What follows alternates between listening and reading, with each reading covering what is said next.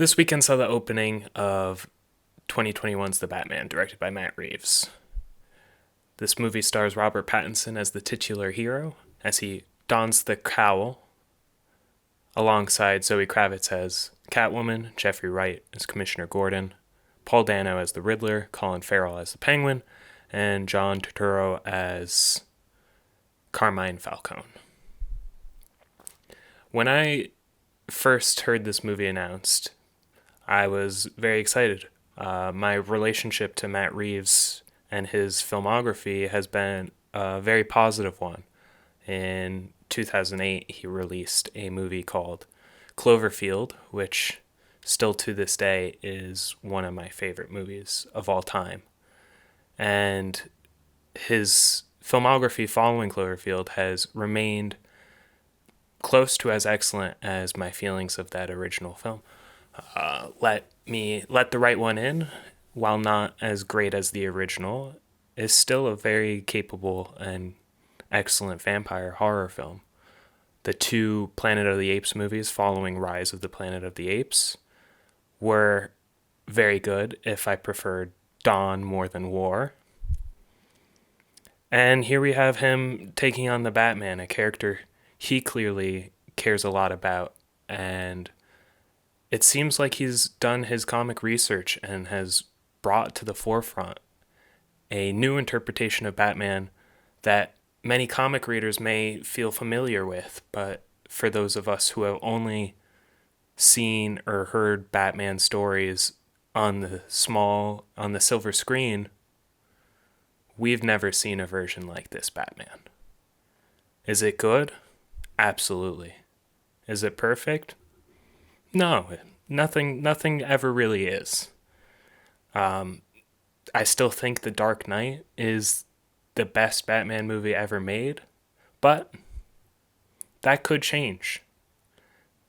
You know, with the furthering sequels and world building that is this new series, we could be in line for the greatest film Batman series, I think, ever.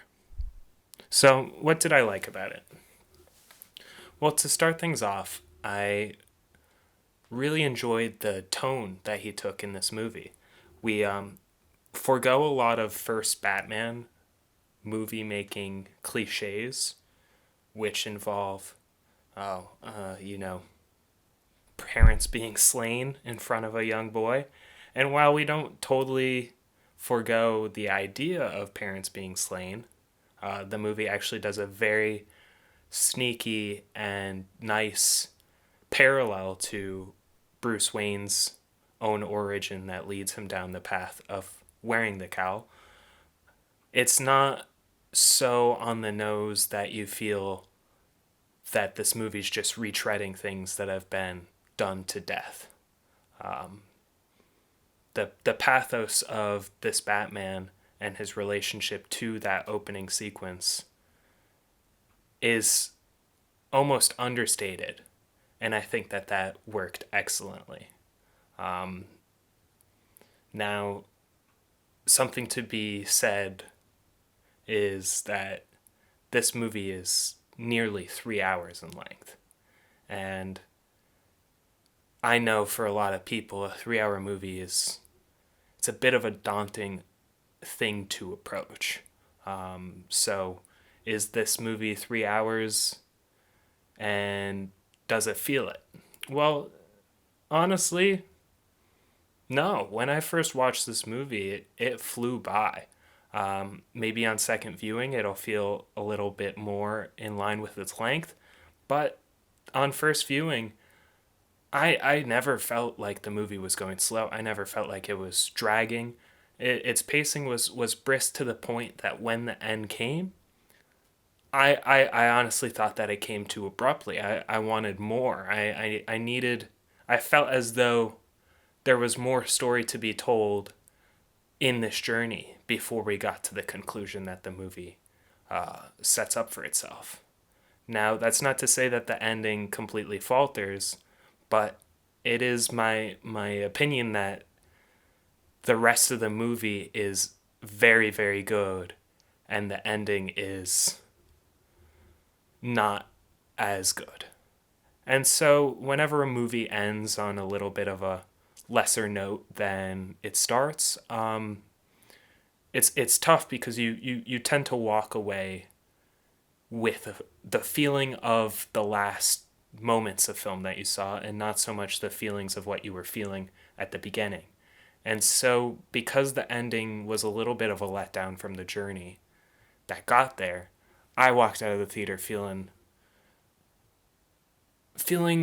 unsure of how I was going to process this. I knew I liked it and I knew that there was a lot that was right about the movie, but my last impression was one of wanting and not one of resolve.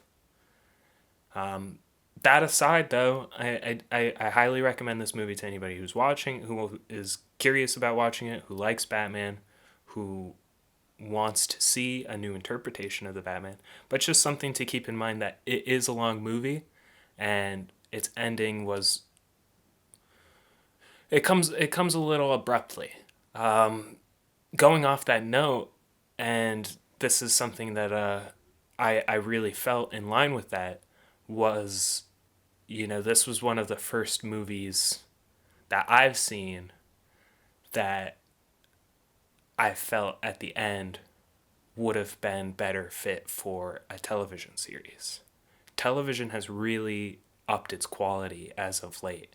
And with the announcement that this movie is going to have 3 HBO spin-off series, I'll be interested to see how those series stand and if they justify my feelings that this Batman could have been better suited for a television series. HBO's The Peacemaker just came out, and in that 8 episode run, we were given the time to breathe with these characters, and so the arcs and development that happens is just more pronounced. The patience that you can have on the small screen on a limited series or whatever, it just allows us more room to breathe, which I think for this movie especially would have been great because this movie gives you the time to breathe. It gives you the time to feel these characters and see how they're going to develop, and it doesn't seem to be rushing anything, which is I think great, but when it comes to that end, I felt like there were more episodes to the series and instead we got half.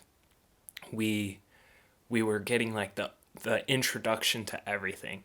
And yeah, that's normally what a first movie does, but a first movie also needs to have a very fulfilling arc within itself. And while this movie did have a fulfilling arc, it seemed to give some short ends of the stick to the supporting characters, where Batman's arc itself in this movie is excellent. Some of the other characters, like the Riddler, it just it pushes them aside a little too long, and then when we finally get to the insight of what they're doing, it's over. Now, when it comes to these character renderings and all the actors portraying them, I think every decision was excellent. Robert Pattinson absolutely nails Batman. And interestingly enough, he is pretty much Batman the entire movie. I don't know the last Batman movie I've seen that featured this much Batman. I don't know if there ever has been. This movie, with its long runtime, pretty much has Robert Pattinson as Batman the entire runtime. I mean, there's very rarely there's a couple of scenes where he's Bruce Wayne. It's so infrequent that it actually really hammers home the point that Batman is the true identity and Bruce Wayne is the mask. It's really well done, and it very much establishes this character and helps us along his arc, because this is a Batman movie, and so the arc should be about the character of Batman. And sometimes I think Bruce Wayne, while important, gets too much focus. the comic book character Batman himself, his true identity is the Batman. The Batman is who he is, and Bruce Wayne is the alter ego. So this movie does an excellent job of establishing that all the way through. Zoe Kravitz as Catwoman, also excellent, and her chemistry with Robert Pattinson is really good. I would have loved to see a little bit more of her, but what we got, I was satisfied with. Jeffrey Wright as Commissioner Gordon is also a very capable job, although I do think Gordon gets a little bit of a short end of the stick in terms of the script. He's often there to say things for us, the audience, that I don't think necessarily needed to be stated. There's moments where he just says things very obviously. It's almost like it's pure exposition, and it's just I tend to think that we can get it without being told so directly. We're smart enough to pick up on stuff. Paul Dano's Riddler is really excellent. One of my favorite parts of this movie, and his performance, as always, is very raw and emotional. I just wish that we could have gotten a little bit more, and this goes back to the pacing. This movie is trying to do a lot, and it does do a lot, and it succeeds, but sometimes at the cost of things that hopefully we get more of later, which in this case is Paul Dano's The Riddler. For the most part, is basically like a slasher serial killer monster. I mean, him and Jigsaw or Leatherface, or I mean, they're maybe not Leatherface, but Jigsaw are not. They're not too different. He's lurking in the shadows, and he's preying on things, and he's releasing videos. But we don't get enough time with him as a character to really kind of connect with him the way that, say, we got to connect with Heath Ledger's The Joker in The Dark Knight. On the other side of that, Colin Farrell as the Penguin is given more room than I tend to think his character needed. I'm not complaining about it, because I think his rendition of the Penguin is really good, and I think that his story and where he fits into this movie really establishes his character for future films. And I'm really excited to see his future portrayal, because I think his rendition of the Penguin is really interesting. I just I think that there's two kind of conflicts at odds with each other in this film. There's the corruption of Gotham that the Riddler and Batman are both trying to uncover, but then there's also Batman trying to stop and apprehend the Riddler.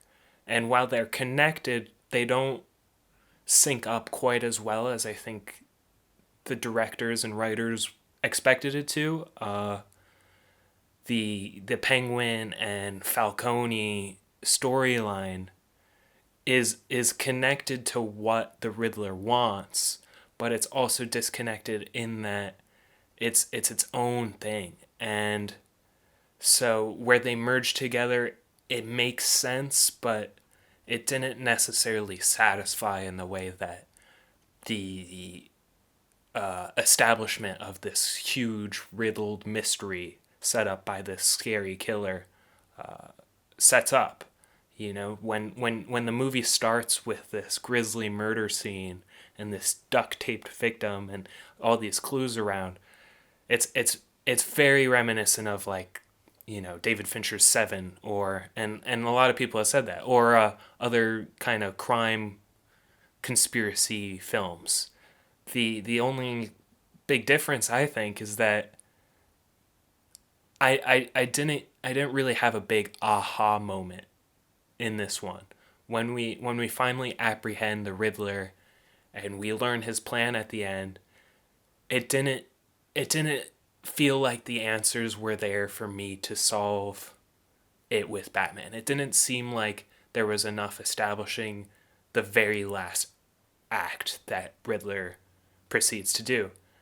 Now, on second viewing, I'm sure maybe I'll know what to look for and I'll see more hinting at it. We get this kind of insane finale that just ups the stakes further than I think the movie set itself up for. I think it's safe to say that at the end of this movie, there are a lot of casualties. And while I think, similar things could be said about other superhero movies, especially Marvel films with a big third act that has explosions and destruction and all that stuff, you easily tend not to think about all the casualties that happen in a event like this. But the fantastical elements of the Marvel movies kind of help distract you from that pain, whereas the grounded nature of this Batman movie, with all its rain soaked imagery, establishes this gritty, real city that in the finale, when the Riddler does what he sets out to do, the destruction is concerning, and it's concerning in a way that I don't think we as the audience were prepared for. It's both too large and too impersonal while still trying to be personal, and it came very suddenly, and it didn't hit the way that I think it could have if they had hinted towards that being the finale more. Um, Now I'm sure if I know what to look for, and I do plan on seeing it again. So I'm sure that in second viewing, I will find more of a lead up to it. Just in my first viewing, I kept waiting for the Riddler's clues to lead to this moment where I went, ah, okay, so this is what it's all been about. And I think in this movie, it's not completely lacking, but what is in the movie isn't quite the hit the nail on the head that I think it could have been. There is a excellent car chase sequence in this movie. Probably one of my favorite car chases I've seen in a film. The sound design and the editing and the cinematography for it are really top notch, and it feels and hits amazing. It is a driving sequence, a car chase sequence that I'd say is up there with my tops, which are probably the chase from Drive, the opening bank heist from Baby Driver, and the French Connection. One of the craziest, most dangerous car chases in film history. Uh, the cinematography and the tone and the music, Michael Giacchino's score is truly a triumph. It doesn't sound too foreign from the character of Batman that we've come to be established through Danny Elfman's score, through Hans Zimmer's score. It's very in line with other renditions of the Batman that we've gotten, but it is uniquely its own, and it's catchy. It pulls you along through the movie. I mean, there's hardly a moment in this film where the music is not playing, and it is a good score. So very well done on that front. The cinematography is really great. So all in all, I mean, if you're at all interested in the Batman, if you like this character, if you like superhero movies, if you like true crime, this movie will be right up your alley. Something to be wary of if you have kids or young ones who are interested in this movie. I'd be careful. I'd maybe, you know, wait a little bit. It's a very mature film, even though it's rated PG-13, and it doesn't have gory blood violence. Uh, it's pretty much an R-rated movie. There is, you know, framed sort of on screen, somewhat off screen violence that is very intense. If you saw The Dark Knight and thought that movie was too dark, was too mature for kids, this movie is darker. This movie is more mature. For me, I'm an adult. I love that. I think adult oriented comic book stories are really cool. While I didn't love the Joker, I thought that it was nice to have more variety in the genre, and I think that this nails it even better. We A superhero movie doesn't need to be for all audiences. It's a genre that can be picked apart, and new styles and new approaches can be tried, and I love to see that. So all in all, check out this movie. It's really good. It's long, but I think we're in for a really good treat. I think we're into a new Batman series that, like I said earlier, by the end of whatever Matt Reeves has planned, which sounds like a lot, by the end we could have one of the best realized Gotham and comic accurate Batmans that we've ever seen. I am excited for what comes next, and I couldn't recommend this movie enough. So if you watched it, let me know in the comments what you thought. If you are interested in watching it, let me know. Thanks for watching this review. Stay tuned for more, and I'm gonna have a spoilered or a spoiler review where I go a little bit deeper into my nitpicks, so what worked, what didn't work, and all that. So if you like this review, stick around and hopefully you'll watch that. But thanks for watching, and go check out the Batman.